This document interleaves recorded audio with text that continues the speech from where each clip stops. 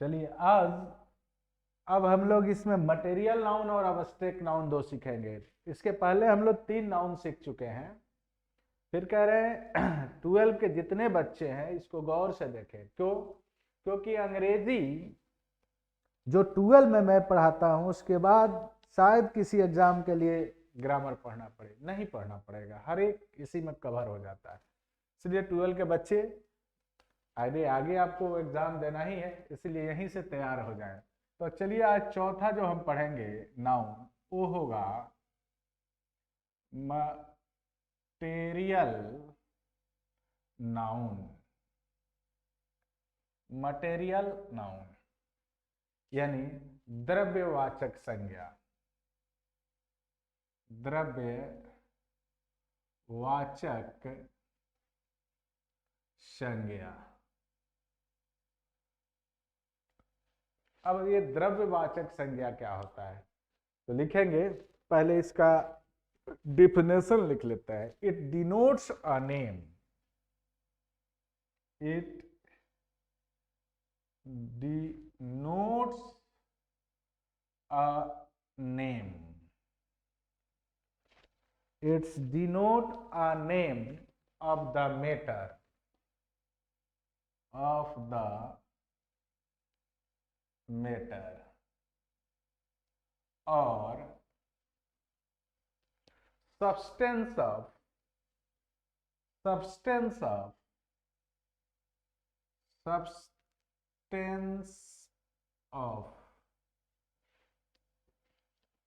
which things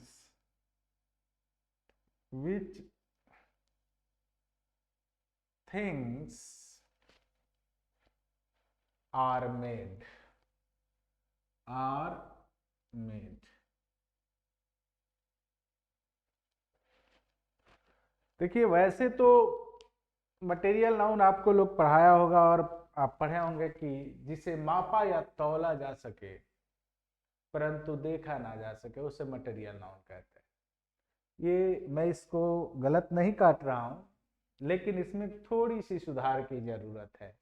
क्यों कह रहा है कि जिसे मापा या तौला ना जा सके? तो एक बात बताओ बाबू, अगर मैं ब्रिक कह दूं, मान लो स्टोन कह दें, ब्रिक कर दें, तो इसे गिन नहीं सकते हैं। ये दो अवस्था बनती है, एक अवस्था में आप नहीं गिन पाओगे और एक अवस्था में आप इसको अवश्य गिन लोगे। ये देखना है तो किस अवस्था की बात हो रही है। तो ये जो लिखे हैं नेस्वेल्ट साहब, अगर वो जिंदा होते तो जरूर अब तक सुधार कर लेते अपने मैंने डिफिनेशन में। तो मैं उनके डिफिनेशन, उतने महान आदमी के डिफिनेशन को गलत नहीं काटता हूं, लेकिन थोड़ी सी उसमें सुधार की जरूरत है। और चूंकि अब वो है नहीं, रहते तो जरूर सुधार किए होते। तो ये क्या कह रहा है आप समझेंगे। पहले नामों में से ऐसा नाम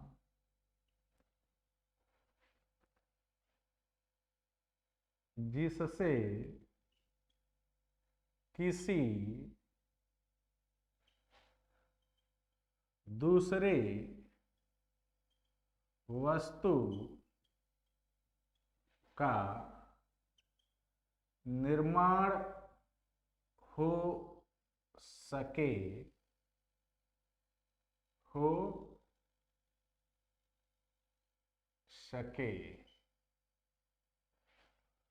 या ये कहेंगे फिर, या जिन्हें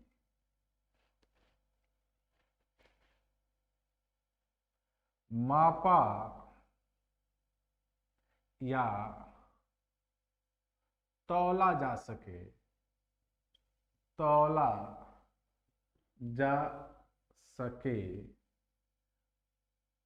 परंतु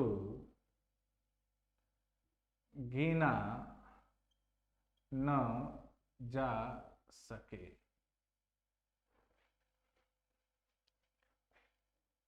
उसे द्रव्यवाचक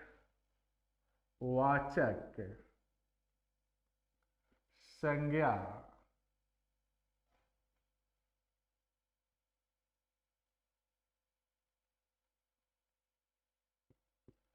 संज्ञा कहते हैं। ये बात समझिए, जैसे water, gold, silver, brick, stone, bread, oil,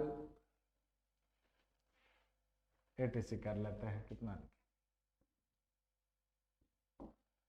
समझने की जरूरत है। ये सारे चीज देखिए ध्यान से, वाटर को मापा तो तौला जा सकता है लेकिन गिन नहीं सकते, गोल्ड को भी मापा तौला जा सकता है, सिल्वर को भी मापा तौला जा सकता है, लेकिन ब्रिक में कंफ्यूजन है, स्टोन में कंफ्यूजन है, ठीक है, ब्रेड जो है इसमें भी कंफ्यूजन है, आयल मापा तो तौला जा सकता है लेकिन गिना नहीं जा सकता। तो मैं इसीलिए बोल रहा हूं कि जब भी ये डिफिनेशन याद रखे वाला, तो यही डिफिनेशन याद रखे, सिर्फ मापा या तौला वाला बात गलत है, क्यों वहां से आप फंस जाएंगे, लेकिन इस चीज से आप फंसेंगे नहीं। अब कैसे ये गिना जाएगा नहीं गिना जाएगा वो बाद में बात करते हैं, पहले इसको समझिए। तो मटेरियल नाउन स्पष्ट रूप से समझ लीजिए कि वो कोई भी वस्तु है जिस वस्तु से किसी दूसरे वस्तु का निर्माण किया जाए। अरे कच्चा मटेरियल से ही ना हम लोग कुछ बनाते हैं बाबू, सीधी सी बात है। तो जैसे किसी भी चीज से किसी दूसरे चीज का निर्माण करेंगे, वो सारी का सारा क्या होता है, सारे का सारा क्या होता है, मटेरियल नाउन होता है। वो सारा का सारा मटेरियल नाउन होता है जिससे किसी दूसरे चीज का निर्माण होता है। वाटर से कुछ बनता है, गोल्ड से भी बनता है, सिल्वर से भी बनता है, ब्रिक से भी बनता है, स्टोन से भी बनता है, ब्रेड से भी बनता है, ऑयल से भी बनता है, साल्ट से भी बनता है, वुड से भी बनता है। बात समझ गए कि नहीं? तो ये सारे के सारे जो चीज हैं यही मटेरियल नाउन।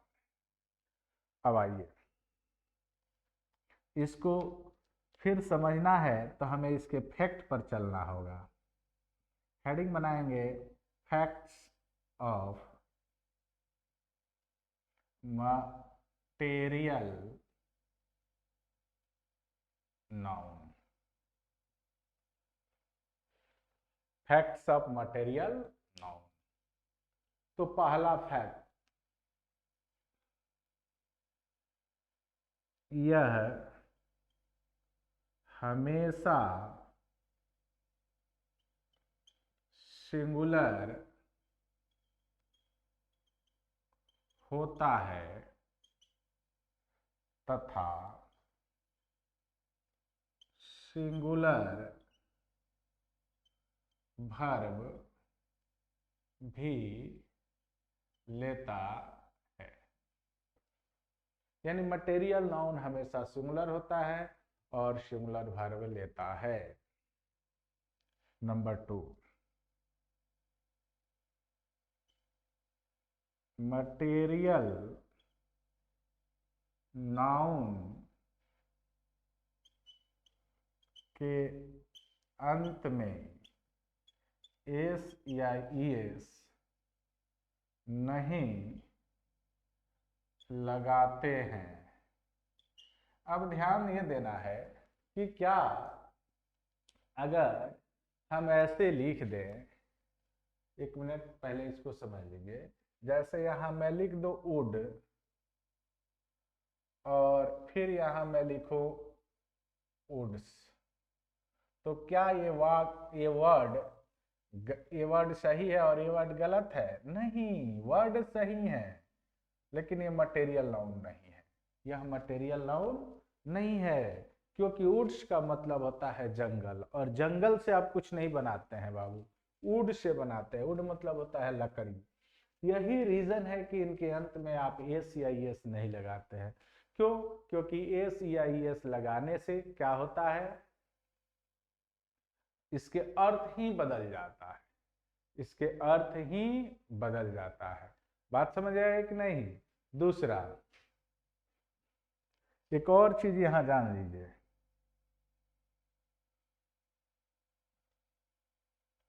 मटेरियल नाउन अपने पहले आर्टिकल नहीं लेते हैं। जितना भी मटेरियल नाउन है उसके पहले आप आर्टिकल नहीं लगाएंगे। क्लियर? जैसे कहा जाए, मैं एक वाक्य लिख रहा हूं कि द लिखे या ये लिखे, कुछ भी लिखे, वाटर इज नेसेसरी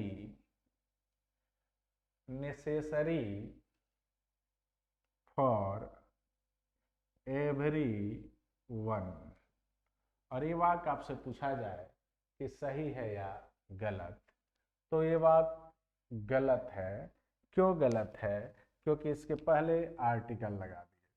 अगर बाबू इसको यहीं पर समझ लीजिए, बहुत सारा बात आ जाएगा। यदि मैं वाटर्स कर दूं तभी ये गलत हो जाएगा। ठीक है, वाटर्स मतलब समुद्र होगा या जलाशय होगा। ठीक है, ये नहीं आएगा इसके पहले। तो जब ये मटेरियल नाउन के रूप में आएंगे तो इनके साथ इफेक्ट चलेगा, इनके साथ इफेक्ट चलता है। इसीलिए आपको ये याद रखना होगा कि मटेरियल नाउन में कभी भी एस या एस नहीं लगाते हैं।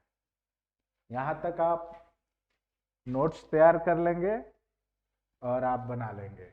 आगे बढ़ते हैं इसके साथ।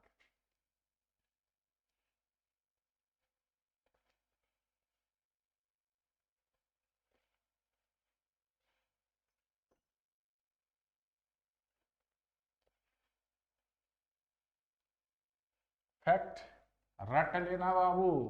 मैं फिर कह रहा हूं कि आपको फैक्ट याद रखना है। जैसे ही हम क्वेश्चन देंगे तो आपको फैक्ट ही मदद करेगा। एक पहचान कि कौन सा ये नाउन है और दूसरा उसका फैक्ट। ये दो चीज आपको मदद करेगा हर हाल में। चलिए एक नोट तैयार कर लेते हैं। नोट मटेरियल नाउन के लिए एक नोट है। नोट में लिखेंगे कि जब मटेरियल नाउन को, जब मटेरियल नाउन को निश्चित, यानी जब मटेरियल नाउन को निश्चित यानी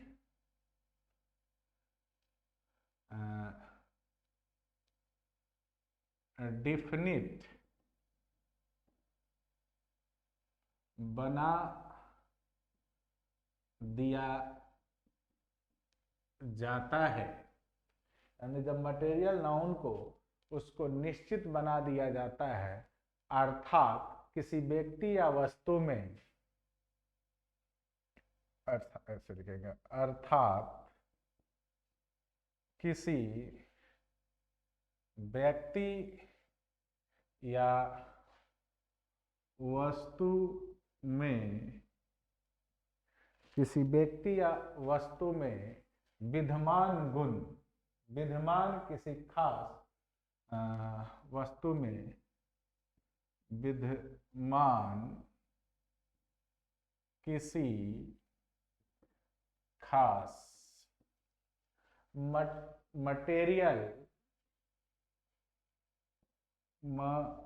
मटेरियल नाउन का बोध हो, किसी खास, किसी विशेष मटेरियल नाउन का बोध हो, तब इस मटेरियल नाउन के पहले आर्टिकल द लगाते हैं।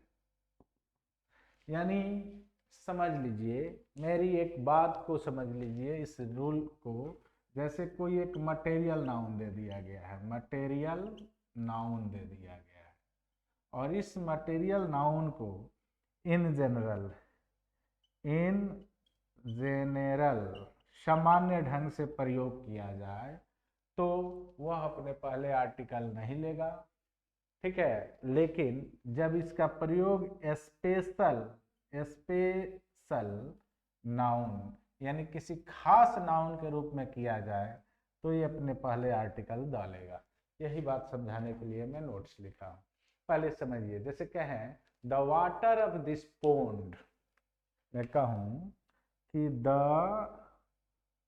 Water of this pond, the water of this pond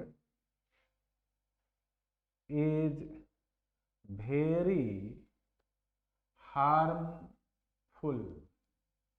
ध्यान से देखिए, या फिर एक और वाक्य यहां लिखता हूं कि the gold of this ring is costly, चाहे प्योर। ध्यान से देखिए बाबू, आप यहां देखेंगे कि ये वाटर है लेकिन ये द लगा है, फिर भी मैं कह रहा हूं कि ये वाक्य सही है। यहाँ ये गोल्ड है जो एक मटेरियल नाउन है, इसके पहले द लगा है, फिर भी मैं कह रहा हूं कि ये सही है। लेकिन अगर मैं कहूं कि वाटर इज कोल्ड तो वाटर इज वाइट, तो ये यहाँ द नहीं लगेगा। तो यहाँ द क्यों लग रहा है, तो ध्यान दीजिए, इस किस पानी की बात हो रही है, तो दुनिया के सारे पानी की यहाँ बात नहीं हो रही है। एक पोंड है और उस पोंड में जो पानी है उसकी बात हो रही है कि ये हार्मफुल है। दुनिया का हर एक पानी हार्मफुल नहीं है, बल्कि वो एक पोंड है, एक तालाब है, और उस तालाब की जो पानी है वो हार्मफुल है। तो उस खास पानी को निर्दिष्ट कर रहा है, तो मटेरियल नाउन होने के बावजूद भी उसके पहले आर्टिकल द लगेगा। यही बात मैं आपको समझाने का प्रयास कर रहा था। जैसे दूसरा वाक्य दिया है कि the gold of this ring is costly या प्योर, मैं कह रहा हूं कि the gold of this ring, मैं इस रिंग की बात, मैंने इस रिंग के गोल्ड की बात कर रहा हूं, पूरे गोल्ड की बात नहीं कर रहा हूं। मैं किस कर रहा हूं, तो उस अंगूठी, कोई अंगूठी है और वो खास होगी ना जी, तो उस खास अंगूठी के रिंग की सोने की बात हो रही है, तो इसीलिए आर्टिकल द लिया है। ये मेरी बात अब आपको स्पष्ट रूप से समझ में आया होगा। कोई दिक्कत हो तो मैं फिर कहता हूं कि आपका काम है कि वीडियो को पॉज कीजिए और देखिए, और फिर भी दिक्कत हो तो आप कमेंट करेंगे, कमेंट में आपको उसका जवाब दे दिया जाएगा। अगर वीडियो से ही संतुष्ट हो जाते हैं तो कमेंट की जरूरत नहीं है, लेकिन अगर दिक्कत है तो जरूर कमेंट करेंगे। और एक बार और आपसे मैं कह रहा हूं कि अगर मेरी बात आपको समझ में आ रही है कि नहीं, बहुत अच्छा मेरा जो कंसेप्ट है वो डेवलप हो रहा है, यानी नाउन पढ़ रहे हैं तो नाउन के प्रति मेरा कंसेप्ट जो है वो क्लियर होते जा रहा है, तो आप क्या करेंगे, इसको शेयर करेंगे और वीडियो को लाइक करेंगे। चलिए, अगला और पांचवा जो हम लोग पढ़ेंगे वो होगा अबस्ट्रैक्ट नाउन। अबस्ट्रैक्ट नाउन, यहाँ हम लोग पढ़ेंगे बाबू अबस्ट्रैक्ट नाउन, यानी इसको हिंदी में कहते हैं भाववाचक संज्ञा। क्या कहते हैं, भाववाचक संज्ञा। भाववाचक, देखो भाव क्या है बाबू, तो डिफिनेशन लिखने से पहले मैं कुछ आपको यहाँ समझा रहा हूं। किसी भी भाव को हम देख नहीं सकते, और सीधे तौर पर समझ लेना कि 50% जो वर्ब होता है, जब उसका प्रयोग हम लोग नाउन की तरह करते हैं तो भाववाचक ही होता है। जैसे लव क्या है, प्रेम, हेट क्या है, नफरत। ये अगर इसको हम नाउन की तरह प्रयोग करेंगे तो भाववाचक हो जाएगा। खुद ये वर्ब है, लेकिन जब नाउन की तरफ प्रयोग करेंगे तब ये भाववाचक हो जाएगा, क्योंकि इसको आप न छू सकते हैं न देख सकते हैं, ओनली महसूस कर सकते हैं। बात समझ गए ना? इसीलिए कहते हैं इट्स डोने, लिख लेंगे, it denotes, it denotes a it denotes a name of feeling. It denotes a name of feeling. Name of, it denotes a name of feeling, quality और एक्टिविटी, क्वालिटी और एक्टिविटी, etc. क्वालिटी और activity etc. यानी हिंदी में लिखते हैं, ठीक है? बेहतर ढंग से समझ लेना। ऐसे तो आप समझ गए होंगे कि ये फीलिंग को और क्वालिटी को या फिर एक्टिविटी, कोई क्रियाकलाप को दर्शाता है। मैं जो लिखूंगा हिंदी थोड़ा सा भिन्न लिखूंगा। जैसे मैं कहूं कि नामों में से ऐसा नाम जिसे छुआ या देखा न जा सके, परंतु महसूस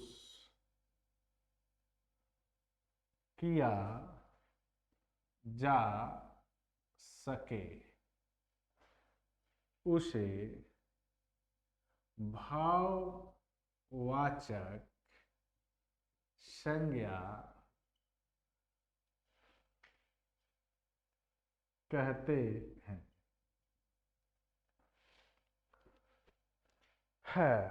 A noun that can't be touched or seen but only felt is called abstract noun। इसका हुआ, मैं सिर्फ समझाने के लिए आपको लिख रहा हूं कि abstract noun आप कहेंगे तो किसको कहेंगे।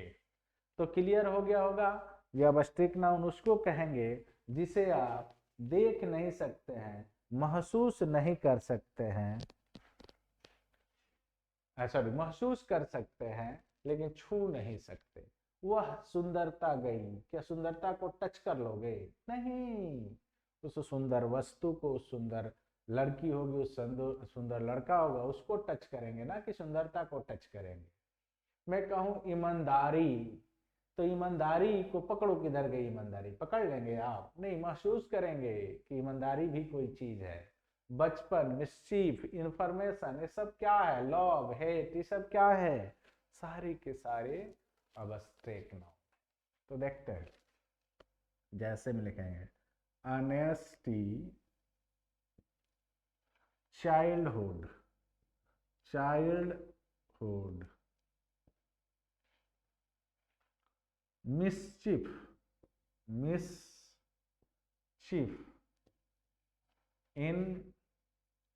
इंफॉर्मेशन,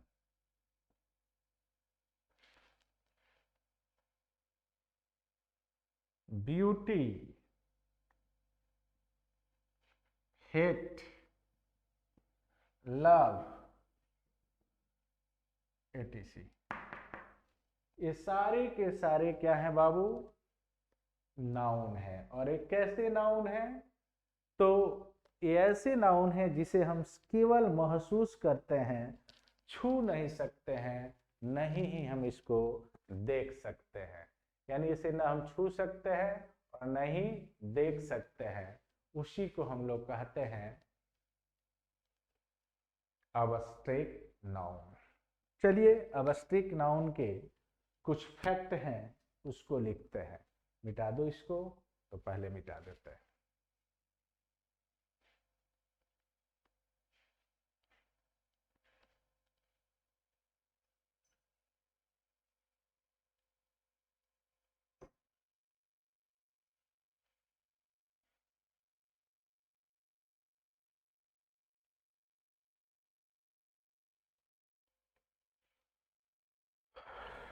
हेडिंग बनाते हैं, फैक्ट्स ऑफ abstract noun, यानी भाववाचक संज्ञा के तथ्य। पहला, यह सिंगुलर होता है तथा सिंगुलर वर्ब लेता है, यानी ये जहां रहेगा ये सिंगुलर रहेगा और वर्ब भी कैसा लेगा, सिंगुलर लेगा। नंबर 2,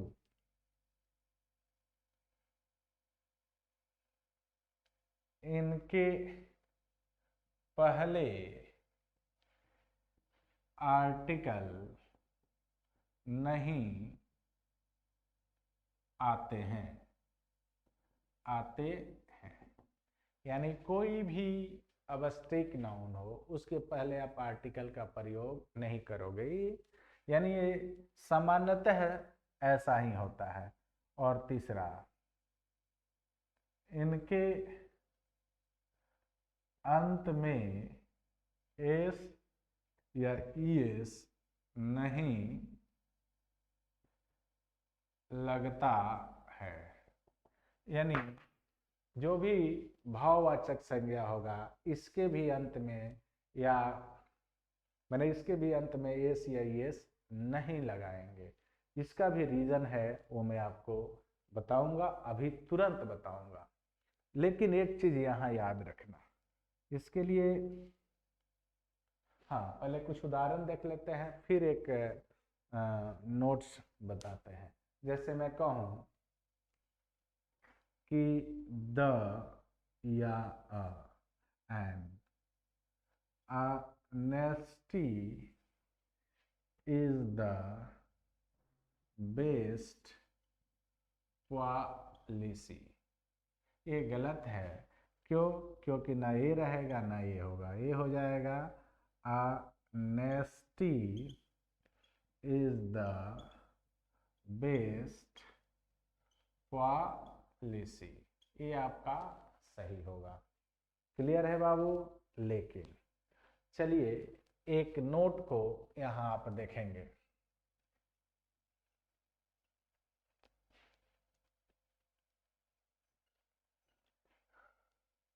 अब है क्या कि कोई भी अबस्ट्रैक्ट नाउन को दो तरह से यूज किया जाता है। अब इसको नोट बना लेना, फैक्ट हटा देंगे और ये हो जाएगा नोट। अबस्ट्रैक्ट नाउन को, किसी भी अबस्ट्रैक्ट नाउन को दो तरह से यूज कर सकते हैं।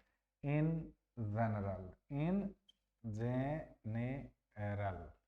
तो इन जनरल में याद रखना कि आर्टिकल नहीं लेगा, लेकिन जैसे ही इसका प्रयोग हम लोग स्पेशल केस में करेंगे, स्पेशल रूप में करेंगे, तो आर्टिकल द अपने पहले लेगा, ये ध्यान रखना।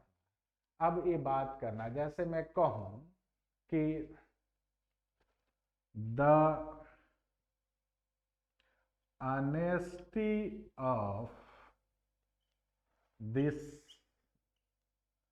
little boy is, मैं कहूंगी the honesty of this little boy is praiseworthy,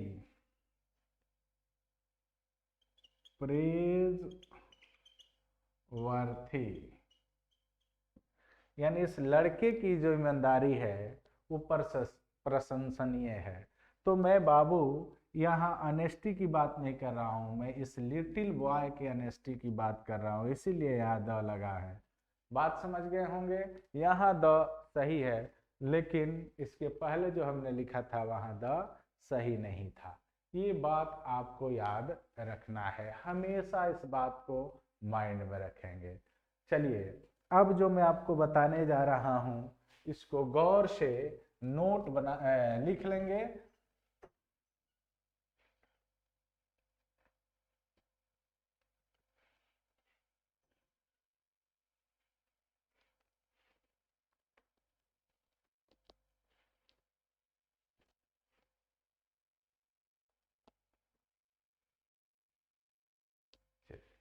अब मैं बता रहा हूं कि ऐसा मटेरियल नाउन बताऊंगा या अब्स्ट्रैक्ट नाउन बताऊंगा, उस उसका मीनिंग चेंज हो जाता है जब उसके साथ एस या ईएस लगता है। जब भी हेडिंग बनाएंगे, सम मटेरियल, सम कोष्ठ में लिखो material and abstract noun, some material or abstract nouns which change their meaning, which change their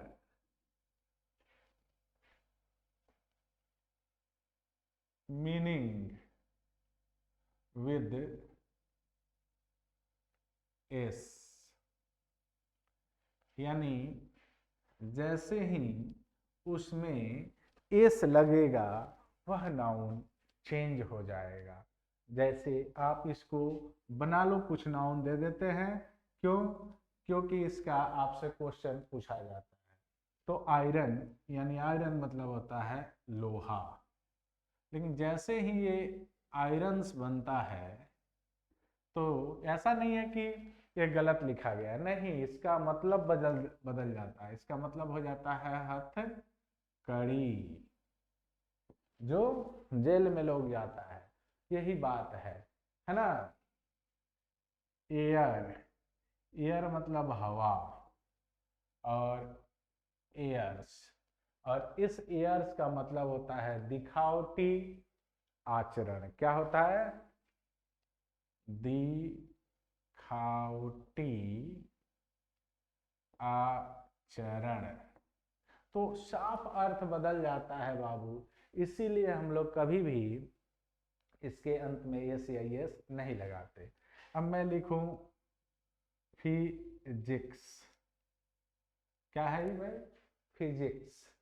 देखो यहाँ फिजिक्स, अब फिजिक्स का मतलब दवा, ध्यान ये देना है, यही तो बात है।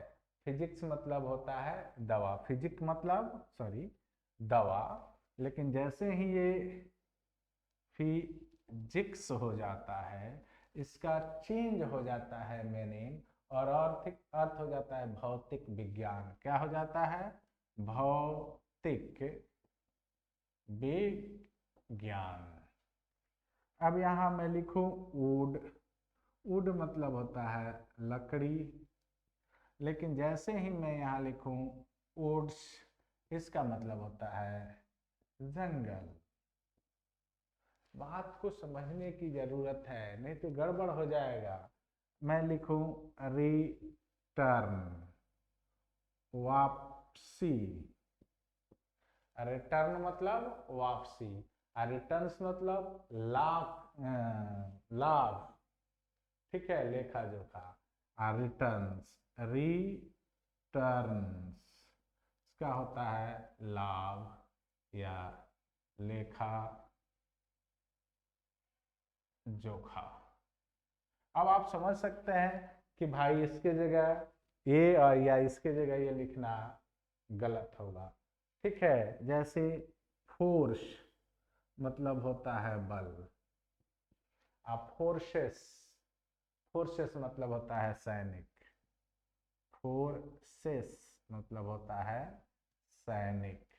तो आप अब समझ सकते हैं कि ये जो नाउन है या तो मटेरियल है या तो अवस्टेक है। रेस्पेक्ट, रेस्पेक्ट मतलब सम्मान, किसी को इज्जत करते हो तो कहते हो सम्मान। रेस्पेक्ट मतलब प्रशंसा, रेस्पेक्ट मतलब प्रशंसा। अर्थ आप समझ सकते हैं कि कितना अलग है। सैंड मतलब बालू, असेंड्स, सेंड्स का मतलब हो जाता है रेगिस्तान। क्या हो जाता है? रेतीली जमीन। सेंड्स का मतलब होता है रेतीली जमीन या रेगिस्तान कह सकते हैं। बात समझिए, है ना जी। बीफ मतलब होता है गाय का मांस। देखिए जैसे इसको लिखना पड़ेगा, बीफ मतलब होता है गाय का मांस। लेकिन जब इसी का प्लुरल बनाओगे बिब्स, क्या हो जाएगा? बीब्स। देखो यहाँ ध्यान से, एफ को हटाकर भी एस लगा दिया है, इसका हिंदी हो जाता है मवेशी। तो आप ये क्यों इसके जगह उसका उसका जगह इसका नहीं प्रयोग कर सकते हैं? क्योंकि करेंगे तो ये गड़बड़ हो जाएगा, अर्थ बदल जाएगा। और कुछ नाउन है बोल देते हैं, आप लोग लिख लीजिएगा, यहाँ तक लिख लिए और मैं कुछ बोल देता हूँ। जैसे गुड, गुड मतलब अच्छा, GOOD, गुड मतलब अच्छा। लेकिन जैसे ही गुड्स, GOODS, गुड्स का मतलब होता है माल। क्लियर है? कंपास, COMPASS, COMPASS, कंपास मतलब होता है क्षेत्र। लेकिन जैसे ही कंपासेस हो जाए, COMPASSES, तो इसका मतलब होता है ब्रीथ। क्या होता है? ब्रीथ। अगर मैं कहूं कॉपर, COPPER, कॉपर मतलब होता है तांबा। लेकिन जैसे ही कपर्स कहूं, COPPERS, कपर्स, उसका मतलब होता है सिक्के। क्या होता है? सिक्के। जैसे ही अल्फाबेट कहूं, ALPHABET, अल्फाबेट, अल्फाबेट का मतलब होता है वर्णमाला। लेकिन जैसे ही अल्फाबेट्स कहें, ALPHABETS, अल्फाबेट्स, इसका हिंदी हो जाता है भाषाएं। भाषाएं, भाषा, है ना। अब एब्यूज, ABUSE, एब्यूज मतलब गाली। लेकिन जैसे ही एब्यूजेज करेंगे, ABUSES, एब्यूजेज मतलब होता है कुरीतियां। क्या होता है? कुरीतियां, जो समाज में कुरीतियां होती हैं, यही सब। लुक मतलब देखने की, मतलब देखना ये क्या है? क्रिया है। लुक्स चेहरा या रूप रंग होता है। तो ये सब चीज है, इसीलिए इनके साथ हम लोग हाँ नहीं बनाते हैं, यानी ये नहीं लगाते हैं। अब ये आपके साथ, ये मैंने आपको क्या पढ़ा दिया बाबू? नाउन कंप्लीट कर दिया, यानी पांचों। यानी 5 में हमने पहले सीखा कि नाउन किसे कहते हैं, फिर नाउन के काइंड्स, नाउन के काइंड्स में हमने प्रॉपर नाउन सीखा, कॉमन नाउन सीखा, फिर कलेक्टिव नाउन सीखा, अबस्ट्रैक्ट नाउन सीखा, मटेरियल नाउन सीखा, फिर हमने इसमें उसके इनके एक एक का फैक्ट समझा।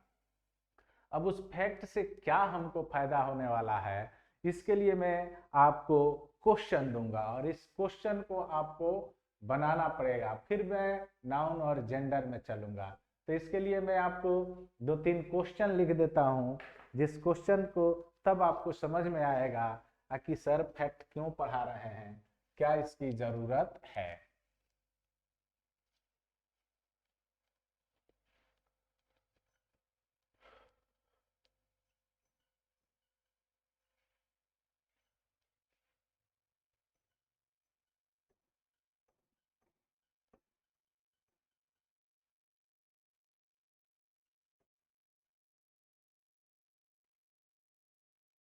मान लीजिए मैं कहूं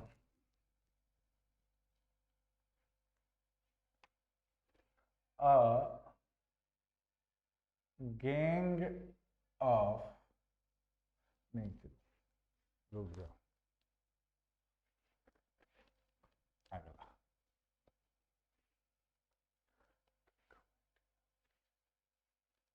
the committee of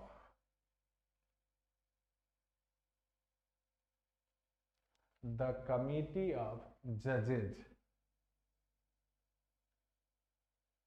the committee of judges acquainted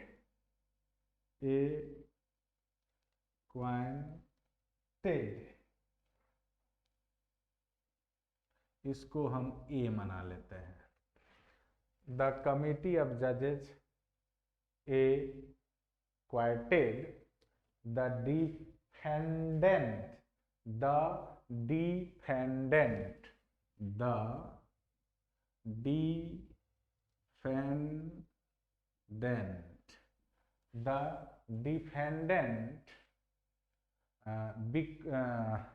the defendant because there wasn't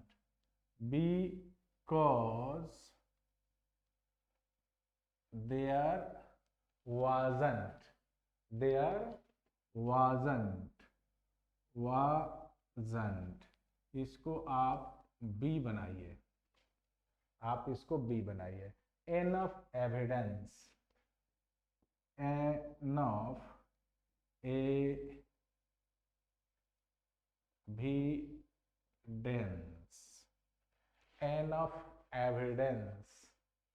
to convict इसको आप सी बनाइए, इसको सी। him of to crime आप इसको डी बनाइए और लिखेंगे नो एरर। ये आपका पहला क्वेश्चन। देखते हैं आप समझ पाते हैं या नहीं। ठीक है, तब आपको वो बताएंगे कि आप क्या यहाँ पर सीखे। आई रीड द लेटर,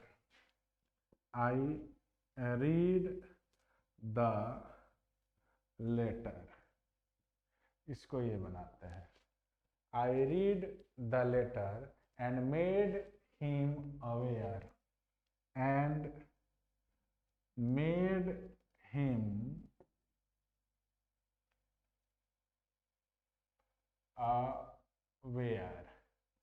इसको बी बनाइए। Made him aware of its content इसको सी बनाते हैं। क्या बनाते हैं? इसको सी। नो एरर इसको बनाते हैं डी।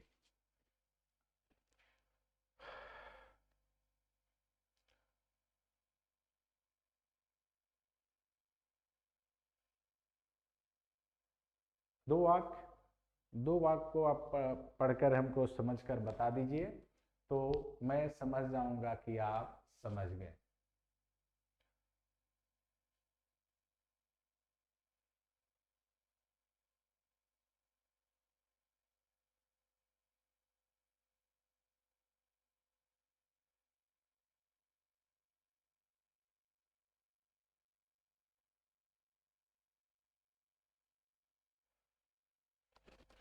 अब ये जो है कमेटी, यहाँ कमेटी नहीं होकर जूरी हो जाएगा, बेंच